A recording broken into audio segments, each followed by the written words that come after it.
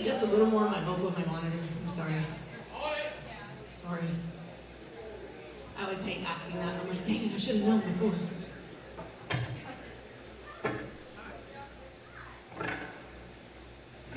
Can I tell you guys a story? 3 of you said yes, so I'm going to do it. It might make you cry, and if it does, I'm sorry. I'm wearing Modern Proof mascara because I knew that was going to happen. Because it's going to make me cry. But this next song is a song called Not Too Late.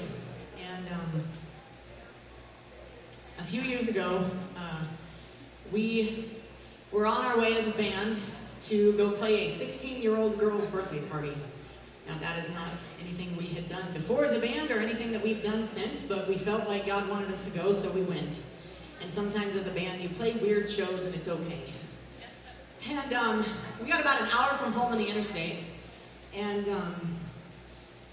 we were the first ones on the scene of an accident. And we pulled the van over on the interstate, and you could see her SUV still rocking in the median and dust rolling. And so my dad pulls over real fast, and we're family, by the way, in case you didn't know that. My dad pulls over and he was like, "Don't get out of the car." And he gets out. Whoo, crying already, this is bad. He gets out and he goes in, and I'm like instinctively just getting out of the car, which normally I listen to my dad, but that day I couldn't. And we started looking for whoever the passenger or passengers were. And in just a couple of minutes, we found Bonnie. Bonnie was 24 years old when we met her, and she was 3 weeks away from her wedding day. And she was unconscious and laying in the median. And it was pretty obvious that she was taking her last breaths. And so they started kind of looking through some stuff, calling 911, trying to find some information to see if we could get some information on who she was. And I sat with her and did the only thing that I know how to do, and that's sing the lyric to every hymn I could think of. And I was praying and I was begging God, please just let the paramedics hurry up so that they can fix her. Please don't let her die. And I was frantic. I was panicking. Her breaths were getting more shallow. She was not doing well. She had glass in her hair. And I just remember thinking, why are they taking so long? And I just begged God over and over, please don't let her die. Please heal her. I know you can. I know you have the faith to do that. And I'm just singing and singing, probably more for her comfort, for my comfort than hers. And as I am singing, I get like 10 minutes into my journey with Bonnie, and I realize that, even though she's unconscious, a lot of times they say they can still hear you even if they can't respond. And I'm like, this girl is probably on, a few moments from death. And here I am just singing to her and praying for her, and never once have I asked her if she knows Jesus. And so now, frantic that I might be out of time, I start to beg her, and I'm like, Bonnie, because we knew her name at that point, I'm like, Bonnie, it's not too late. If you still have one more breath left in your lungs, it's not too late for you to give up whatever has been holding you back from Jesus and just let it go so that you can see him on the other side. And then I told her, if you already do know Jesus, it's okay for you to just let go and stop breathing. You're safe.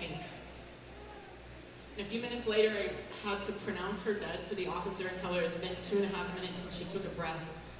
And we left, and we went and played the show, and turns out that she went to school with a guy that I went to college with, and I was able to get a hold of her family and let them know that she didn't die alone, that she had someone there who held her hand and sang to her and prayed with her. And they told me that Bonnie was a Christian and that she had accepted Christ. So I will get to meet her one day in heaven. Yes, praise God for that.